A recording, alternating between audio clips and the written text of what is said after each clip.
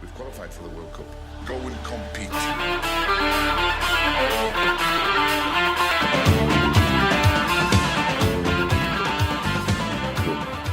Right.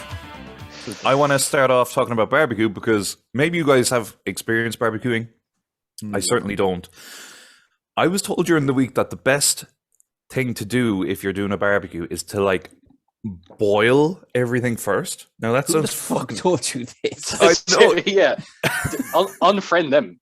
It sounds fucking gross, but apparently it's the best way to ensure that everything is cooked. So like obviously, look, boiled sausage sounds like the fucking worst thing in the world. But boiling it and then putting it on the barbecue is apparently the best result. But obviously you guys haven't heard this. I've never heard of that, but you know, I've never had it, so I don't know. It might be all right. Well, you guys are coming to mind for a barbecue this weekend, and you can let me know what you think. I mean, I've done plenty of barbecues, to be honest, and like you kind of just check the food before you eat it to see if it's cooked. If it's not cooked, put it back on. But you know, like chicken is pink if it's uncooked. Yeah, Sausage is kind of hard to tell, isn't it?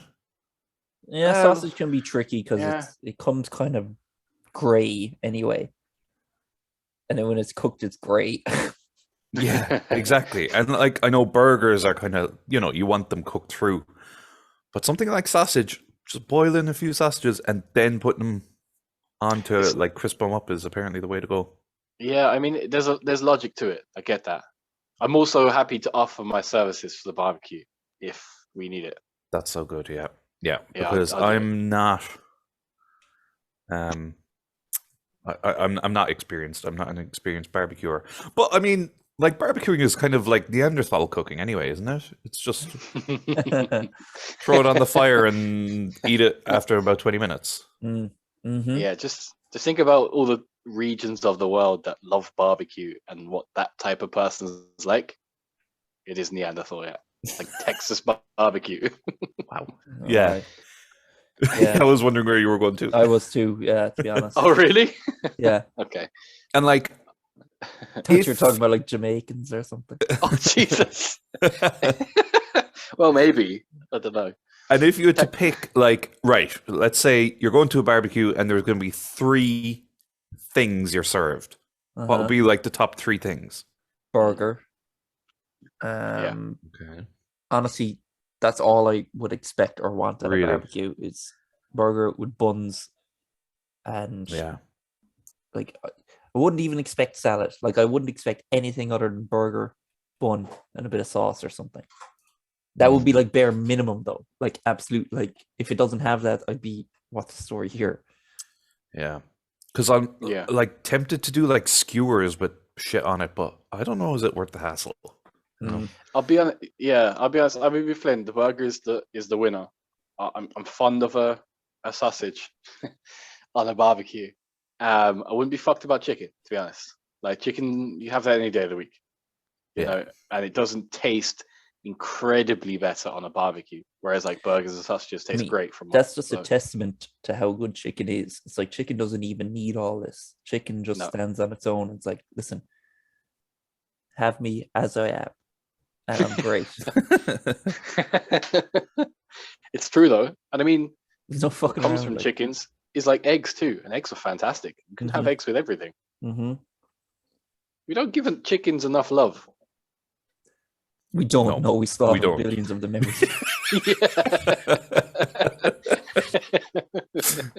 Yeah. Yeah. Chicken's So great.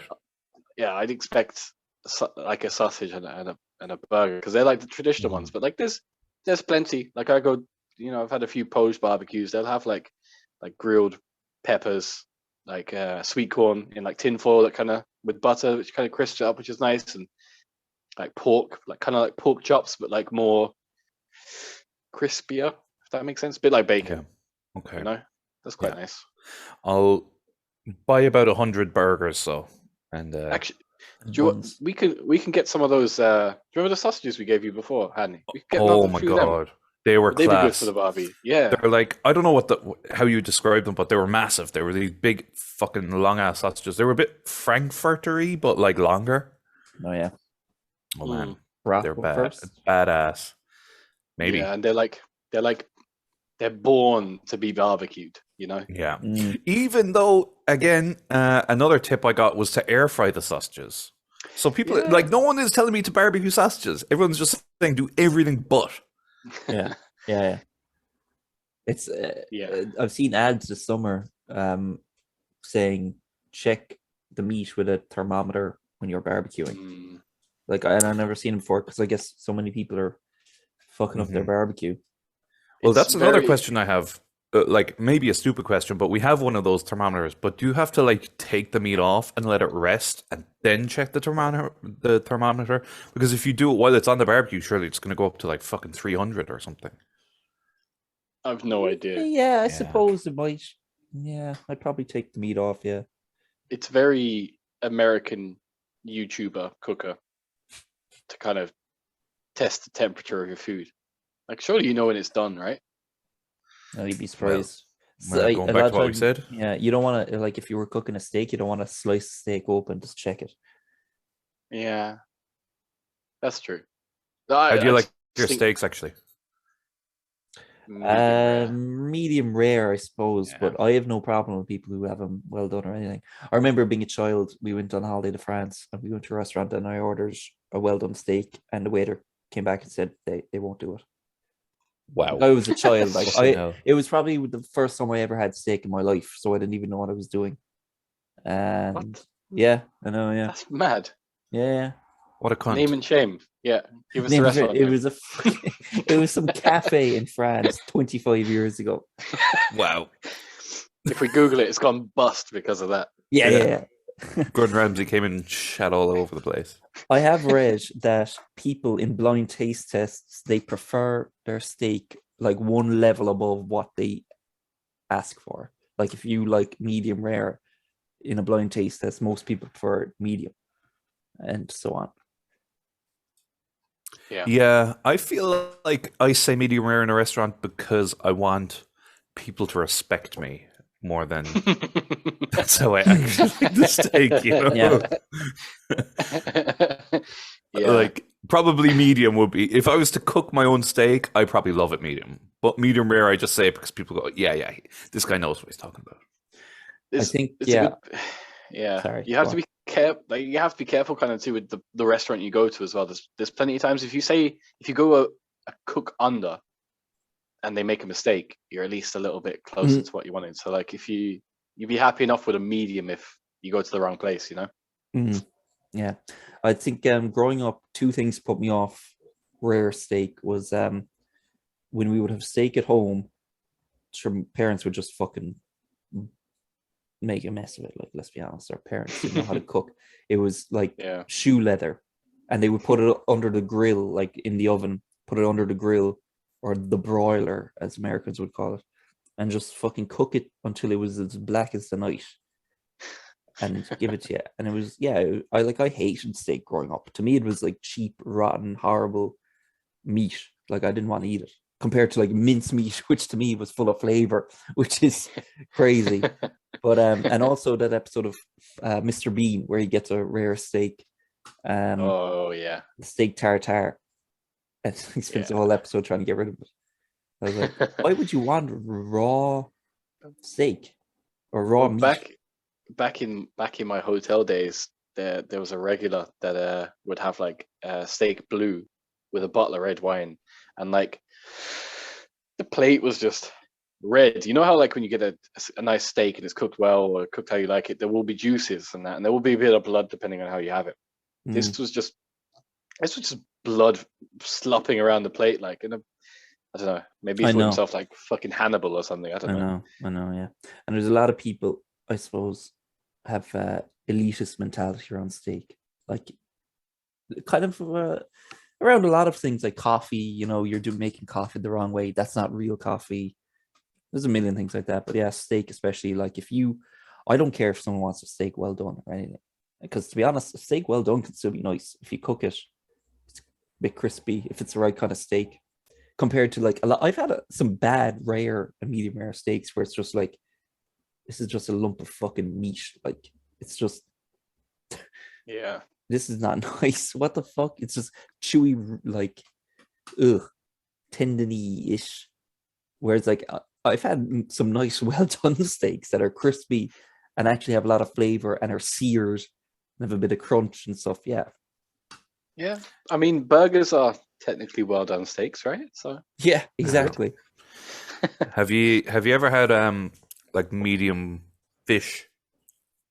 no, actually, The medium fish. Yeah, I like mean, a tuna steak done medium or salmon Oh. done medium. I've had like salmon, like I've made it myself, where it's just like it's been pretty not raw. I suppose yeah, raw in the middle, like intentionally. I didn't fuck it up.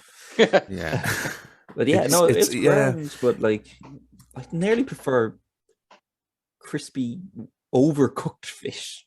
Yeah, rare same. fish. Yeah. Like that's the thing. When we were in Portugal, I remember I got tuna, and the waitress was kind of saying like, "Oh, do you want it well done, or like, do you want it the way we'd have it, which is medium?" And like that was another situation where I felt like under pressure to like do the right thing. So I was like, "Oh, I'll have a medium," and like it was fine, but it's just not the way we're used to. I know. And it's like jelly on the inside. It was Like, Oh, yeah, to be honest, my favorite fish is oh shit, what the fuck are they? Not haddock. I'm blanking on the name. Oh, they're almost like kippers. mackerel. Mackerel, yeah. Mm. Mackerel fried until it's crispy, until it's like nearly like a fucking Dorito. I love that. That's Yeah. nearly my favorite. Mackerel is great. Yeah. The only thing with mackerel is that it's got some bones, I those know. little bones. I know. They're a bit of a And pain. it's a real fishy fish, for people who don't like fishy fish. Yeah, it's one of those. I remember we went. I remember there was one time Mike randomly texted me when I was like 17, being like, "Do you want to go fishing?" And I was like, "Okay, cool." We went fishing, and I caught 2 mackerel.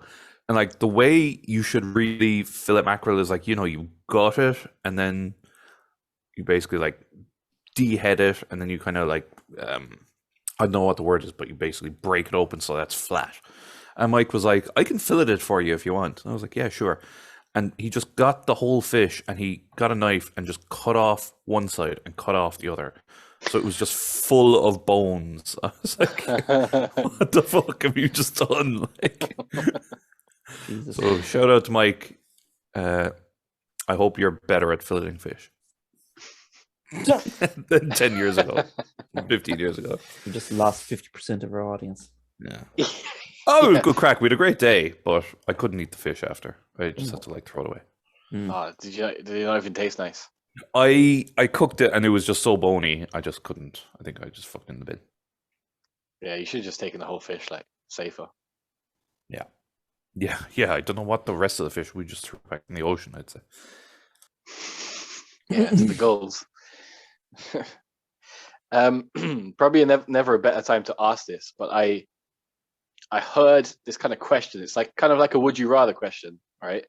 And the response has been overwhelmingly in one way, but I personally disagree with it. But there's no right or wrong answer. But I thought I'd use the PUPcast podcast as a test, just to see if anyone is, I guess, like as like-minded as me, if we want to give that a go. Yeah, for sure. Yeah. Okay. Cool. Would you prefer $1 million now or $5,000 a month for the rest of your life?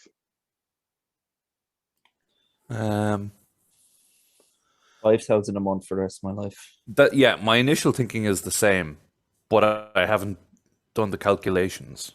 I'd imagine it ends up being less, is it? Let me think. Hang on, 5,000 a month. So you're getting what, 60,000 a year over 10 years, 600,000. If I lived more than 20 years, I'd get a lot more money, and I plan on living for 20 more years. Hopefully. Okay, so that's your reasoning, Flynn, right? Because you'll accumulate more money over time. Well, or even the fact that if I had a lump sum now, I'd just fucking blow it. Like, whereas if I knew, regardless, I was bringing in a certain amount forever, I'd sure you could get a loan. I could get a mortgage. That's it. Now that I think about it for more than 20 seconds, if you got $1 million now, you could invest that quite well. Oh yeah. Do you know, like I you could buy wouldn't like To be honest, I was saying invest well. You could probably buy 2 grand houses in Ireland, and then it's like, what do you do with them? Like rent them? Oh yeah, I wouldn't that's get true. 5,000 a month. You'd be getting 5,000 a month, then yeah. Less, You I'd say. would. Yeah. Do you think Depends. so? Well, like, did you? I don't know. Did you see this? But like, there's a room for rent in Cork City where like the owners have like a huge list of demands, like what they can and can't do to the tenant, and it's a room, and it's €850 per month. So like, if you had 4 or 5 of those rooms, you'd make 5 grand, I guess. Mm. Anyway, Mm. What's the right answer? well, there isn't one. There isn't one, but everyone seems to have gone for the 5,000 per month for the rest of your life. But the problem I have with that is 2 things. You could die tomorrow, right? Which, yeah, you could get $1 million and die tomorrow too, but you'd have $1 million. It takes like nearly 17 years to get $1 million for 5,000 a month. And when you look at all these kind of like uber rich people, which I would never want to really be that filthy rich, even though I wouldn't complain if I was, to be honest. But you know, they all started with like huge sums of like money, huge capital, and then like I just think if I took the $1 million now, right? Yeah, the 2 biggest things are like, oh, I'd spend it all, right? Well, you could pay an accountant like a fraction of that to just look after it all for you, and you could definitely find something that would turn around 5,000 a month then that you could just live off if you wanted to. And also 5 grand a month is not that much. It's really not that much. So I'm surprised that many people are going for 5,000 a month. Really, do you know? Is it? I suppose it's a bit like having a fucking job that you don't have to go to. It just pays you a ton of money anyway. It'd be like, oh, geez, that's great. Yeah, but you'd have to live. You'd really have to live the same life for a while. You know what I mean? To be You'd honest, have to kind of be happy enough. tip away. Like, yeah, I'd like if you could give me a tenner extra a month, I'd be laughing. Yeah. Honestly. But yeah, it's just I found it really strange because like when I first heard that, I was like straight away, I was like, give me $1 million now because I feel that with that money you could make 10 times more. But everyone seems to go for the 5 grand a month one. So yeah. One for the barbecue. Yeah. One for the barbecue. We'll ask them. I'll find someone. Yeah. Find someone else. Yeah. That's it. Oy. I like your picture. I know people listening can't see your picture, but your picture on the call is the bottom of the table. Yep. All my chickens are coming home to roost. Said it for years. It's a bit of a funny one because we're recording and Liverpool are playing Man United tomorrow. So we don't know who's won, but like in our heart, we know. So will we just talk as if Liverpool have won and just shit all over United? Well, I'll say this. I got the hamstring injury last podcast, which prevented me from joining. And when I listened back, I loved it, by the way. But it was very apparent to me that, the 2 of you left to your own devices. We'll talk about United for an hour. With no holds barred or no bars hold or whatever. They're just the protagonists of football. And even like that was before the Brentford game. So like it's true. We were right. We know our stuff. Oh God, they're shocking. Yeah, really bad. And that's the only thing. Like Liverpool haven't started well, but they've at least played okay. That Brentford game, I watched every fucking minute of it, and I loved every single bit of it. It was like, do you know their second goal? I don't know if you guys remember. It was like the goal kick. Yeah. That's like FIFA. You know, in FIFA when you're taking a goal kick and the guy like pressures you, if you're playing like another person, the guy like pressures the defender so that you can't kick it short. It was exactly like that. It was actually a FIFA scenario. It was hilarious. Yeah. It's like these are the kind of games years and years ago you would have just prayed for to see them. and the fact they're actually happening in reality, And then because we were all thinking, Jesus, maybe Brentford are just amazing, but they lost this weekend. Yeah, so they're not. United are just that bad. Bad. Yeah, that was horrible. Like that must have been horrible for United fan. Like Like you when they came into the season thinking it can't get any lower, but it absolutely fucking can, and it's brilliant. Like it's just going to shit. Oh, they'll go lower as well. They will. Like just yeah. the They can't. optimism. They're bottom. They're literally bottom. There is no lower. There's many more divisions, Adrian. That's true. And you saw like the Mark Goldbridge reaction. Yeah. I've actually subscribed to his channel in the last year because it's gold. Like it's just, oh my God. I feel so evil, but you know, we've done a lot of talking about Man United and it's just so pure to see them suffer. I really hope they don't win tomorrow. That would suck. But I don't think they will. But like, unless they win tomorrow, they're still bottom. So they're going to be bottom for the first 3 weeks of the season. Mm-hmm. But like Arsenal were last year, and I mean, look that's at them now. surely unheard of. Yeah. You know.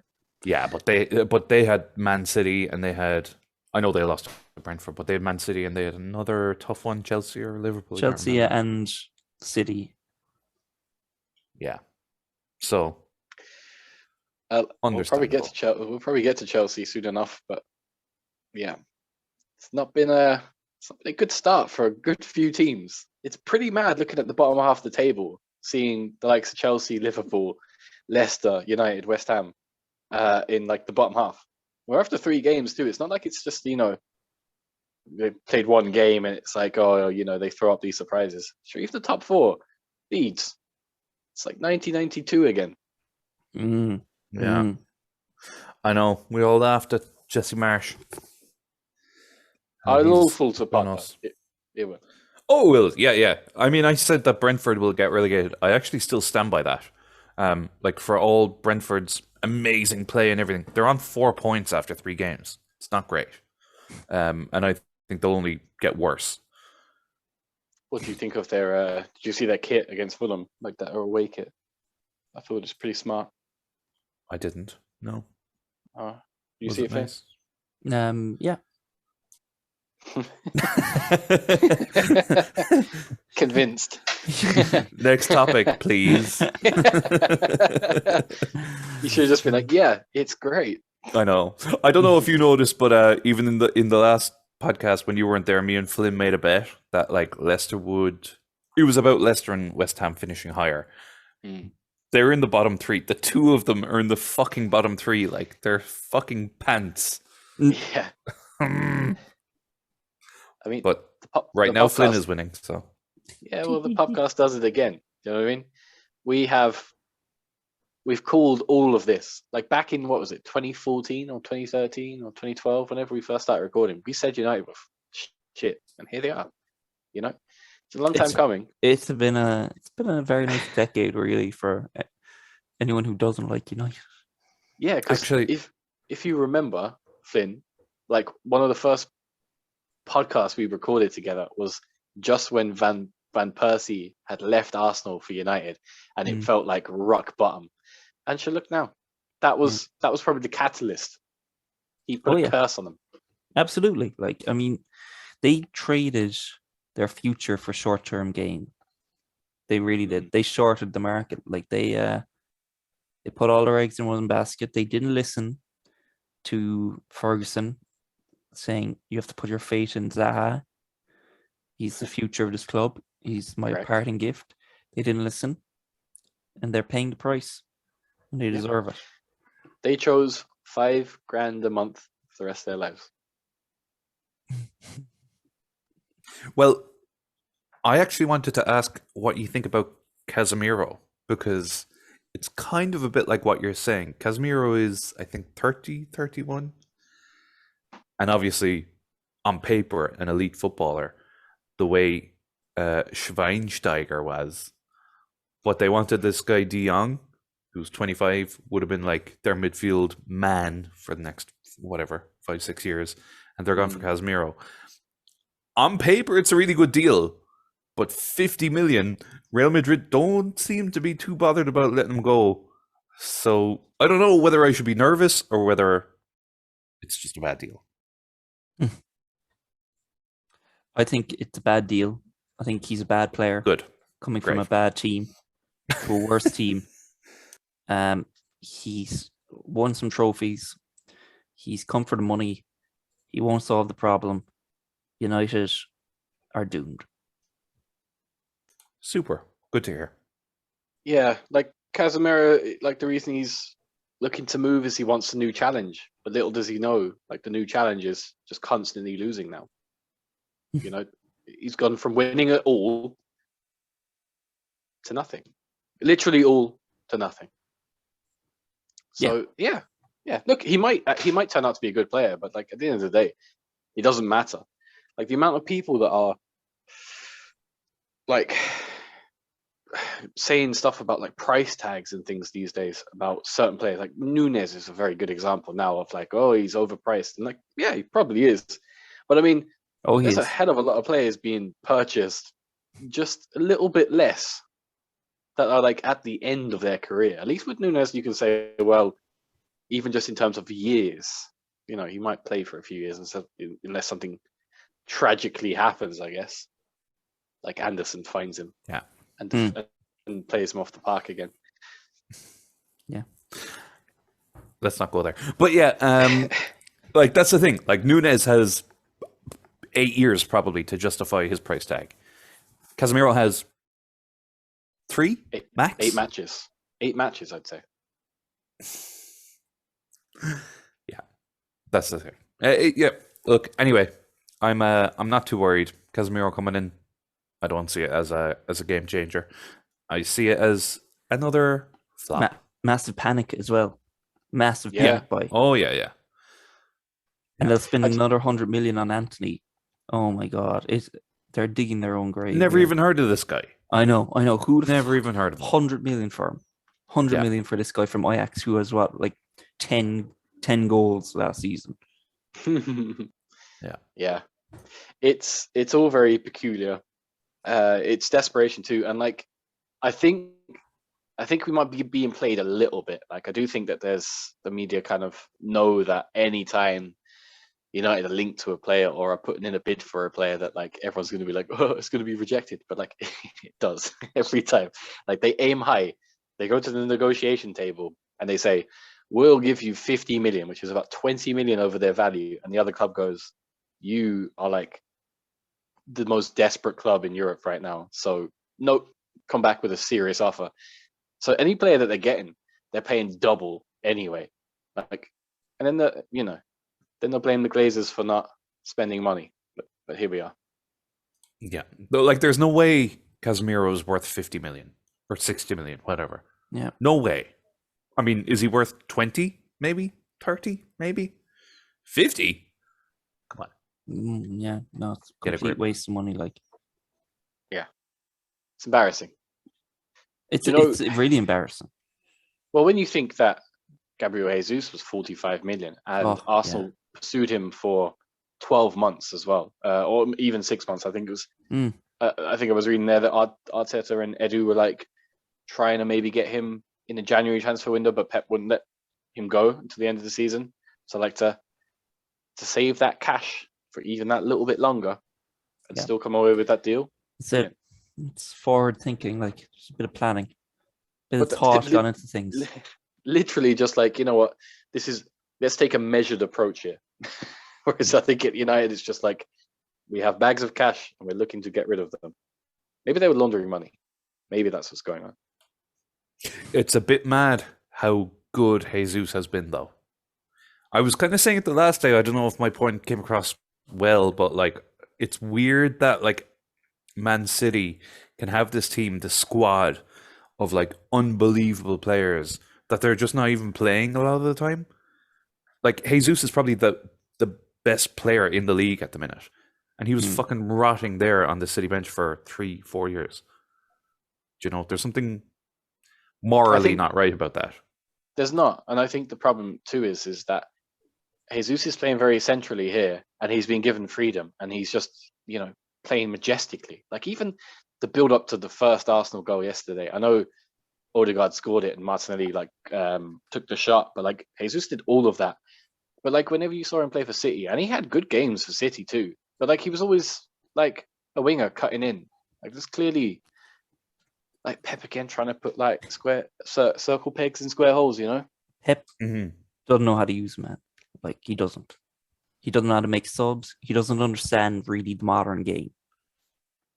No, not at all. Yeah. He's like a kid with too many toys, you know? He doesn't know how many he doesn't know what to play with, and Yeah. some just get forgotten.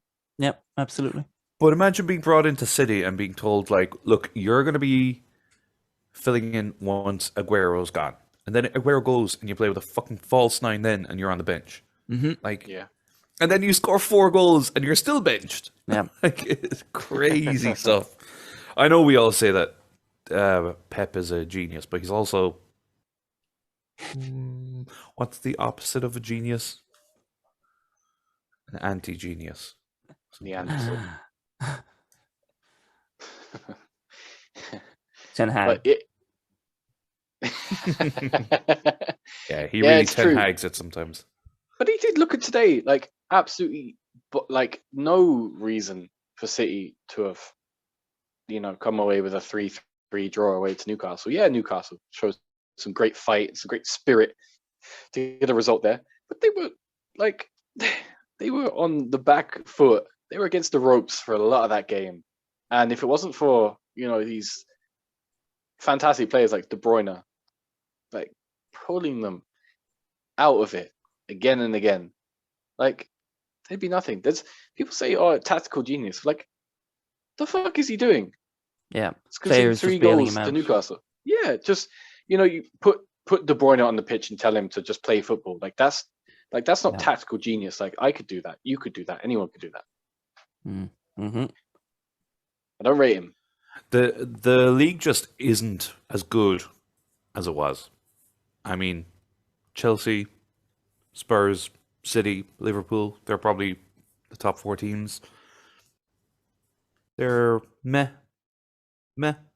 Like even Connor, I think you went through the City team, the City squad the last time. There's not that much depth in it anymore. Oh yeah, absolutely. Like, and Pep today, he made one substitution, and that was because of injury in like the 20th minute. He can't change the game. Like he doesn't have the squad. He doesn't know what he's doing. Yeah. I'm pretty hot on this too, right? Because what really pissed me off is that a lot of the smaller clubs in the Premier League were against the 5 substitute rule, and the managers that were adamantly for it and giving it in every press conference were Klopp, Tuchel, and Pep Guardiola, who have then decided that now the 5 rule come in to make no substitutions. Like, get to fuck, you bastards.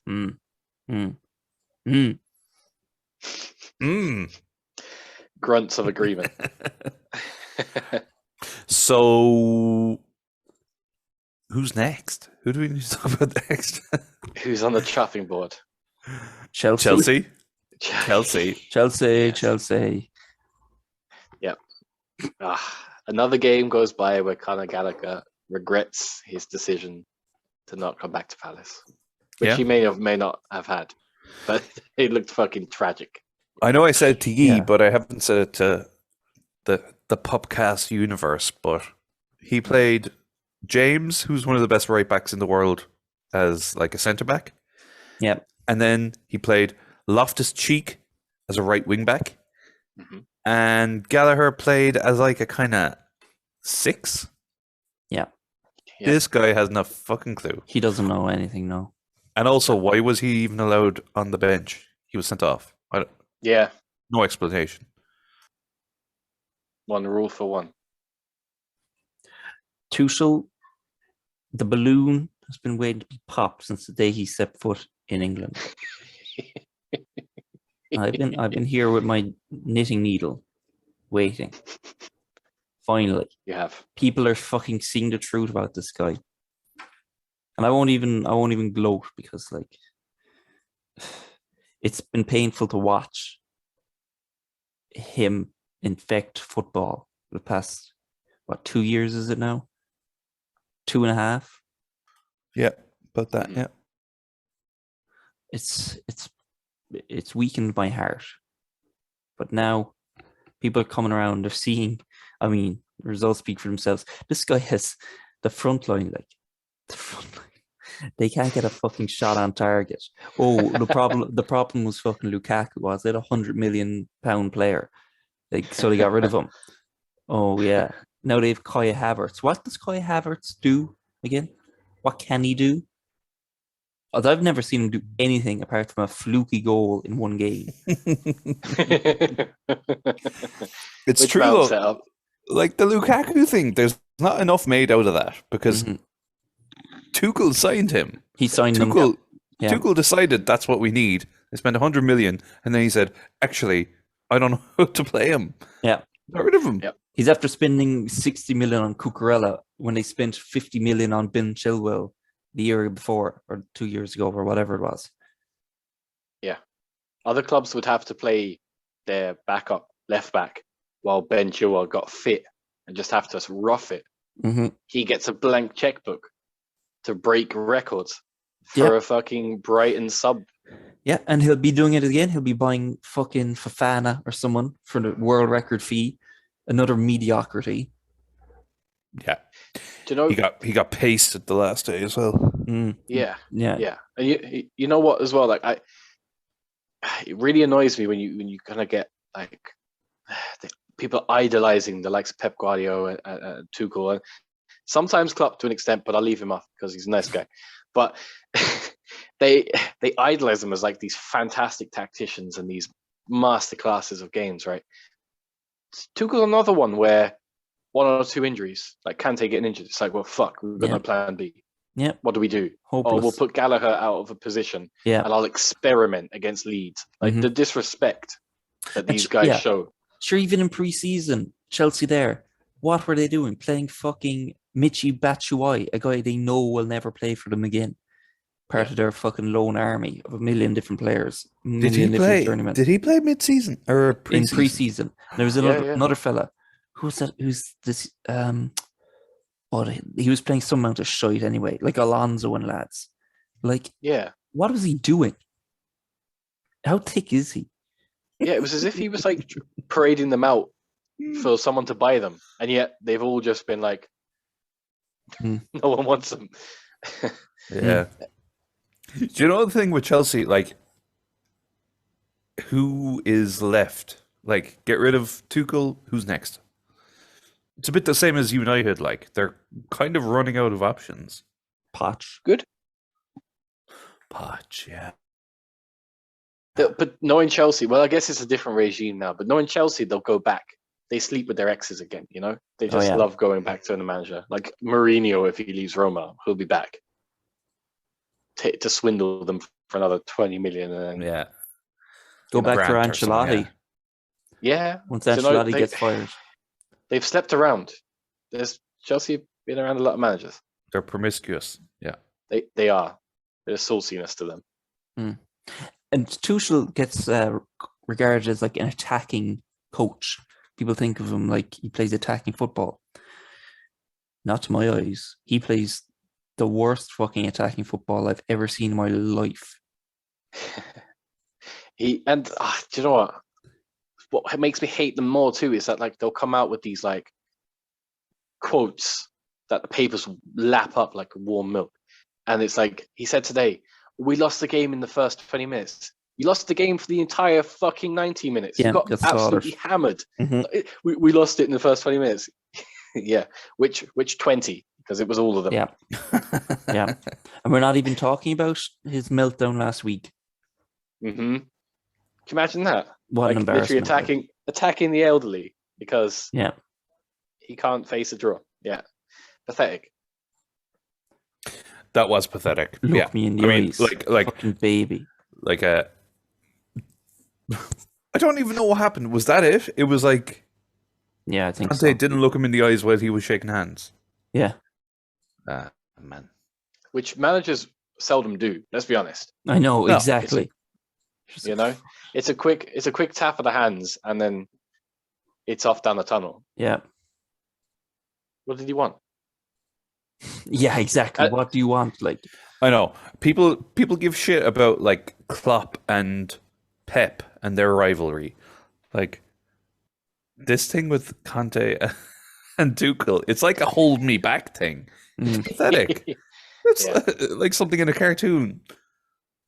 Yeah. Am I the only one that was? It only kind of dawned on me like when the Spurs Chelsea game was, but Conte, he's starting to remind me of Frank Reynolds from Always Sunny in Philadelphia.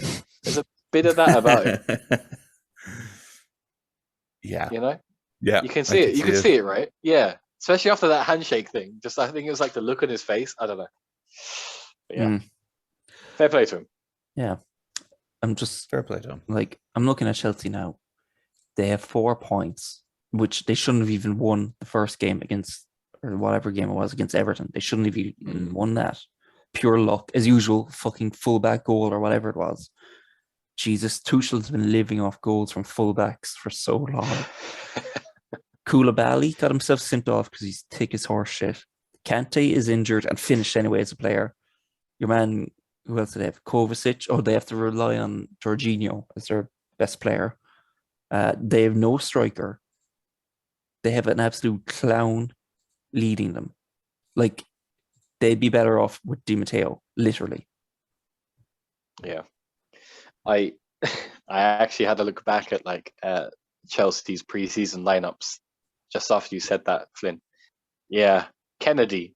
Remember Kennedy? What is that about? Oh my God, Kennedy! Yeah. Ross Barkley. Wow. Ross Barkley was playing. Emerson. Madness. Yeah. Yeah. Sure, even today, he's still starting Ruben Loftus-Cheek. Like, Yeah, I don't get it. Crazy. this guy should be on the bench at Bournemouth. Yeah. Yeah. A nothing player. Absolutely nothing player. Like, an absolute nothing player. And the Bendy, the Mendy, The Bendy bust. the Mendy mistake was classic as well. Like, I mean, it's as bad as it gets, really. Yeah. It's pure keeper. You know, keepers have been Nightmare, watching they've been watching Edison too much, and even he fucks up half the time now. Keepers need to just go back to what they used to do, which was pump it up the pitch. Hoofball, yeah. Yeah, none of this punting about, like, kind of dancing around the box. Like, just get it out. Get it out. Yeah. Bendy.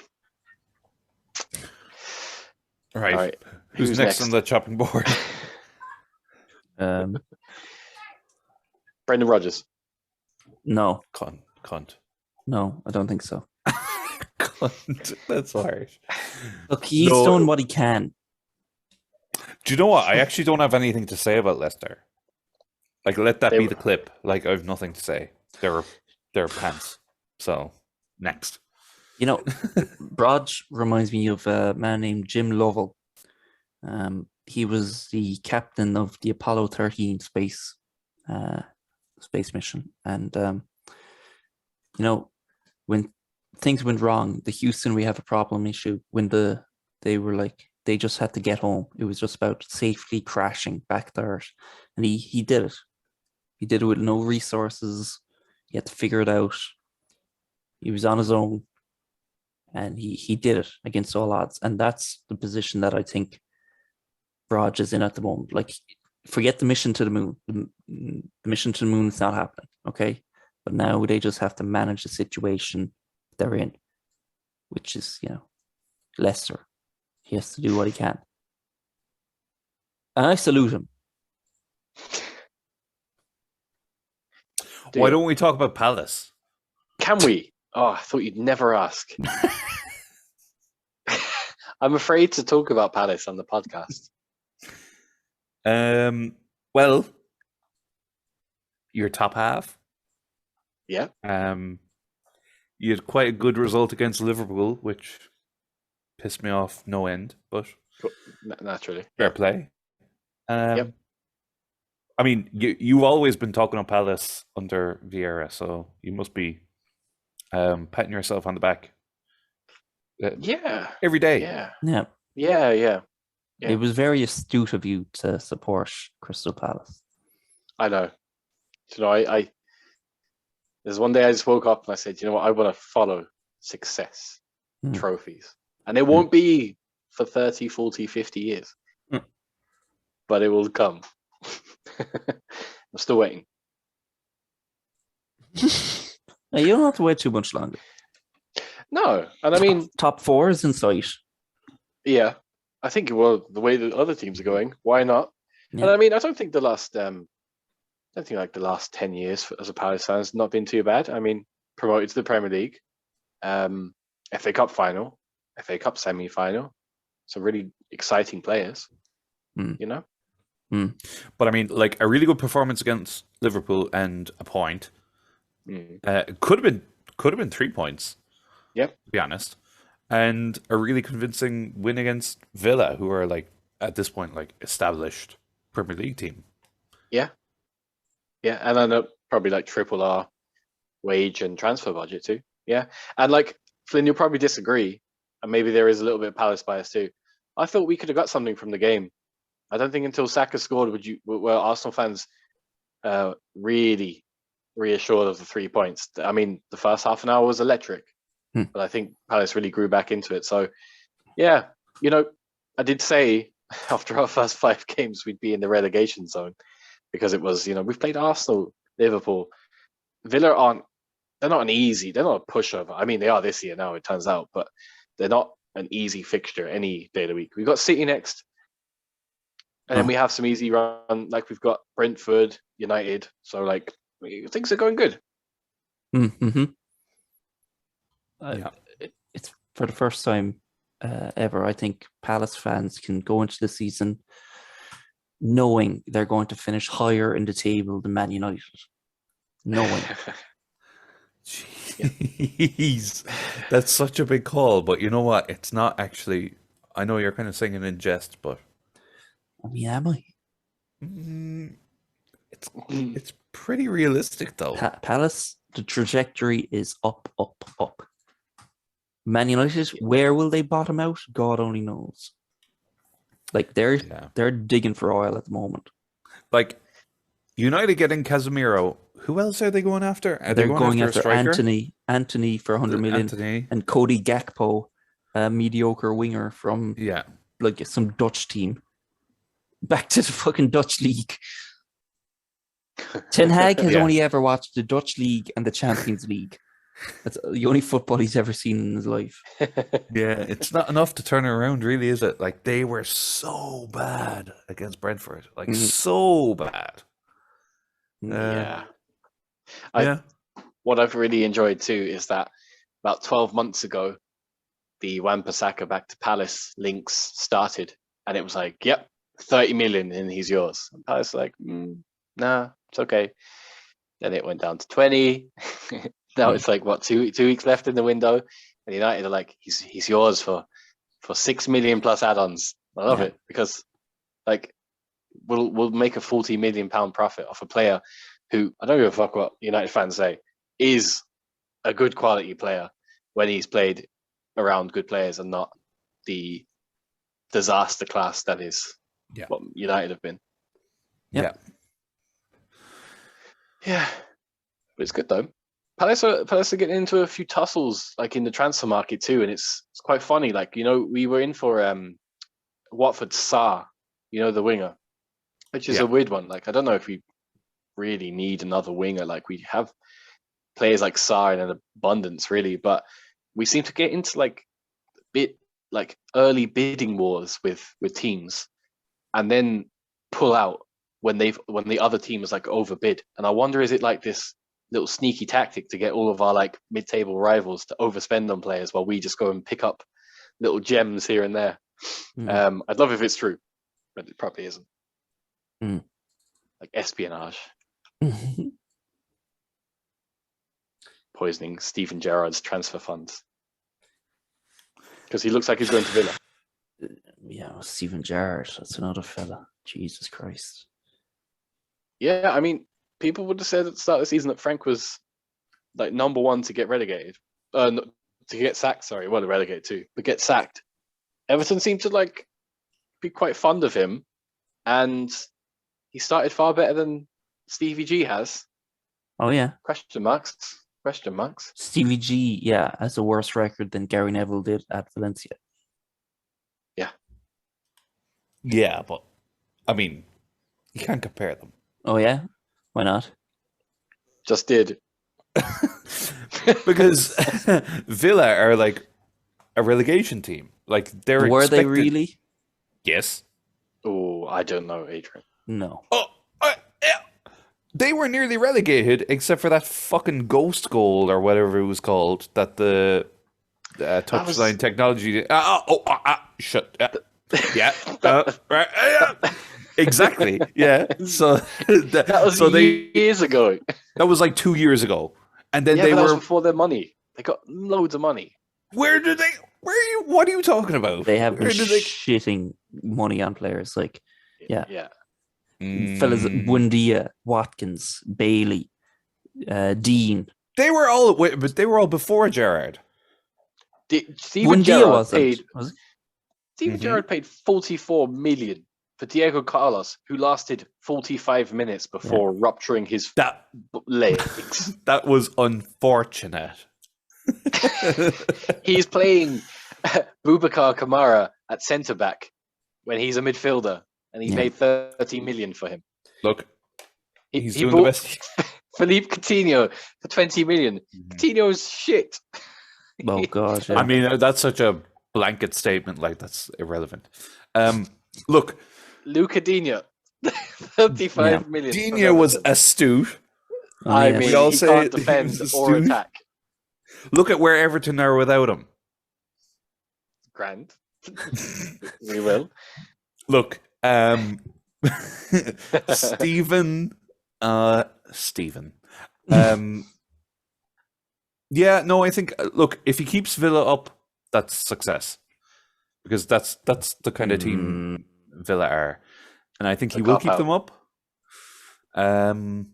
I mean, he's struggling with these nobodies. Ings is a nothing player. Watkins, nothing player. All Buendia's a those nothing player. all Dean's those not a player. attacking midfielders he has, nothing players. So Oh, my favorite player of all time, Tyrone Mings. yeah. Yeah? Do you want to? Yeah. Let's talk. Can we just talk about that, right? So Steven Yeah. Gerrard impact. Tyrone Mings, club legend, comes in, strips him of his captaincy, shits on him, and then tries to play him. Like, I mean, Good even- management, I think. even Tuchel wouldn't do that. Nah, look, I mean, Mings has been, what would you say? Like, people think Tyrone Mings is good No, I don't. because he had, I think, one good season, but since then he's been absolute dog shit. And Jared is saying that. He's saying, you know what, you can't be my captain because you're absolute dog shit. But like, I'll give you a chance. I'll give you every chance to not be dog shit. But he continues to be dog shit, so yeah, I think it's good leadership by Jared. I say all this like in the group chat with the lads, like I'm 100% in Stevie and Frank's corner because I know it winds people up. But Steven Gerrard's a fucking shit manager. Yeah, he's hopeless. Like, I don't think you know what you're talking about. I mean, you're pretty true. Yeah. I think you don't know what you're talking about. How about Forest? How are they affording 15 players? yeah, what's that about? They put it all on red. Yeah.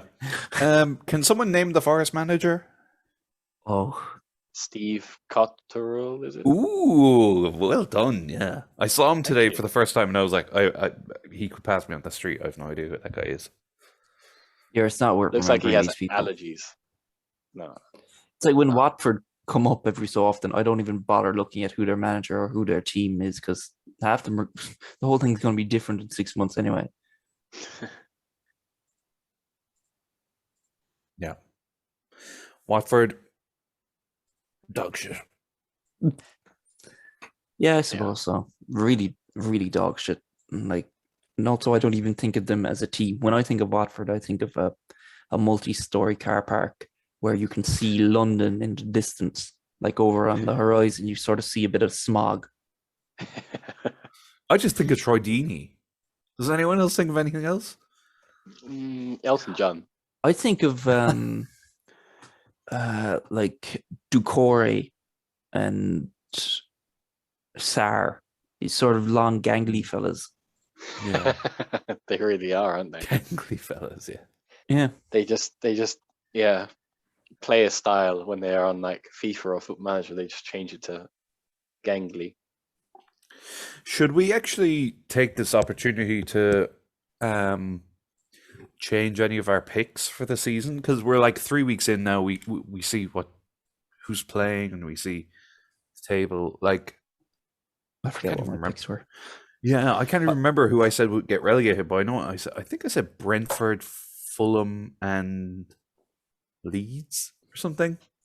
I believe I said it'd be either Lampard or Tuchel would be fired first. Yeah, you did. Astute. Yeah, astute. With respect, I'm not going to change any of my picks. I back it to the death, as I proved with Frank Lampard. You know, if you have faith, good things will happen. So I'm going to have faith. Okay. Yeah. I also can't remember them.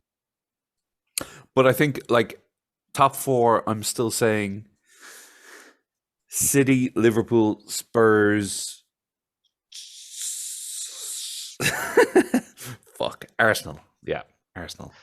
I In no think, particular order. Spurs. yeah, I think at this point we can remove Spurs from the conversation. I think so. No. What? I think so. I think we've seen enough to I've really seen know. Yeah, to really know. Oh, I love And how replace them with Spurs who? well, I love how people are seeing how Son is really a nothing player. I'm glad this short-lived talk of him being world class has fizzled out. Oh my god, that was a tough few weeks there. Now people thought he was actually a great player. Well, I mean, he is. But In a few years' boy. time, wait. people are going to go to great lengths to scratch. So who's his top name. four? So who's top four? You've got It's between City and Arsenal, I think, now at this point for the league. but top four. I'm saying who's top four. Top so you've got four. City, Liverpool, Arsenal. Who's fourth?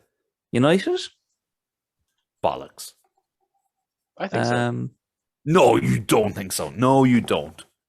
I'm just No. looking at the others because Chelsea, no. Spurs, no. United are the worst team in the league right now. How can you say they're going to get top four? I'm just looking at Chelsea and Spurs. Kieran, you don't even like United. I predicted them top four though, so like I said. Oh, did you? Oh, well, that was your bad. Yes. I could see Leeds getting in there. But Jesse Marsh. Lads, we need to do some research before we record next time because this is nonsense. Like, Absolutely not. This is just pants. No. What we'll do is we'll put this podcast up and we'll name it something anti-United, right? And that'll already get everyone's back up. And then we will do a little clip as well where we say something very bad about United and they'll lose their shit again. Extremely entertaining. Perfect. Sounds good. All right. Yeah. I mean, why change a good thing, right? Yeah. I think Leeds and Newcastle will push for top four. Newcastle, maybe. I think there's been an American revolution at Leeds that we need to acknowledge. I think we. Marshism. Yeah. Like I'm converted. Yeah. Me too. Yeah. Bit of Marsh. The train is leaving the station. Like there's still time to hop on. It's a one-way ticket. Is Rodrigo top goal scorer in the league? Maybe. Yeah. Second is Zaha. Yeah. So yeah, maybe put Palace in that conversation. That's, I mean, be a bit brave, you know. That's true. I mean, they had the toughest possible start, in fairness, but after that, they've done so well. Yeah, to just be there with the big boys like Arsenal and Liverpool and come out of it with people singing their praises. I mean, it's good. Yep. No talk of Brighton. No. No. Okay. No. Brighton, they've played two of the worst teams in the league. Yeah. West Ham and Man United. Yeah, that's true. Like top 6 teams. Yeah, well, they're not looking very top four. six. like 5 minutes ago. Yeah, it's just I'm just preying on like people's attention spans being less than 60 seconds. I honestly forget what I say after about 10 minutes. Yeah, I can't even remember if I'm like for $1 million now or 5,000. The only thing I remember is that I don't like Tuchel, and to be honest, at the start I was just saying it to be contrary, but then I started doubling down on it, and I've been proven right. So yeah, It's hard to keep track of who you're for and who you're against. So yeah, and have you seen that we've just started to like migrate towards being constantly against? Yeah, It doesn't matter who. yeah. It's a safety net, you know. Love our teams because they're great. Hate the rest. yeah. Someone's going to agree. It's football. Everyone hates everyone. Yeah, I just love how we pick out these like who gives a shit about Leicester, but we pick out this Rodgers thing to be like pro or anti. It's the same. We should do it with Wolves. I don't even know who the Wolves manager is. Is it Lage, Bruno Lage or Lage or something. Yeah, let's just say I'm pro him. Why not? But I will fight that to the fucking death. Like, But that's the beauty of the storytelling of the podcast, right? yeah, Just keep the themes going. You know, it's what people tune in for. Like Mike now is going to be scrambling to his laptop in the morning, throwing it open just to see how we feel about Casemiro. And he's going to throw the laptop down in frustration, but like he's dying to know. yeah. I'm going to start a few shoutouts now today. Oh yes, I'm going to start getting colored Post-it notes, like green and red ones, to help me remember who I'm for and who I'm against when I open the laptop. You need a few red ones and just one. Yeah. Arsenal. Oh yeah. Shit. But even Fulham. Who's the Fulham manager? I thought it was Scott Parker there for a sec, but he's Bournemouth, isn't he? He was Fulham. Yeah. He was Fulham, yeah. I mean, I don't even know. Who gives a fuck? Like, yeah, Arsenal, exactly. Who gives I a fuck? literally just watched Arsenal play Bournemouth, and I can't remember who was the manager. Well, Bournemouth. Yeah. It's Scott Parker. Oh no, sorry. Okay, I'll cut that. Fulham is what I was thinking of. Oh, I'll leave that in. Shit. Now I can't even remember what you were saying as you were saying. We're leading with that. I'm saying who manages Fulham. That's what my point was. Yeah, that was bad. No idea. That's okay. Right. I have no more football to talk about. Do you? No, I'm done. Okay. I've had enough football. Serve me up. You are I'm cooked. well done, like the burgers at the barbecue this weekend. Boiled fast. Yeah. It was poor, but it made sense. I support it. Yeah. All right. Well, up the fucking palace, lads. Yeah, up the Palace and up Leicester and Up the ass. up Arsenal and up a few more and down some more others. Up the Hammers and You'll Never Walk Alone. Tequila. You'll never hammer alone.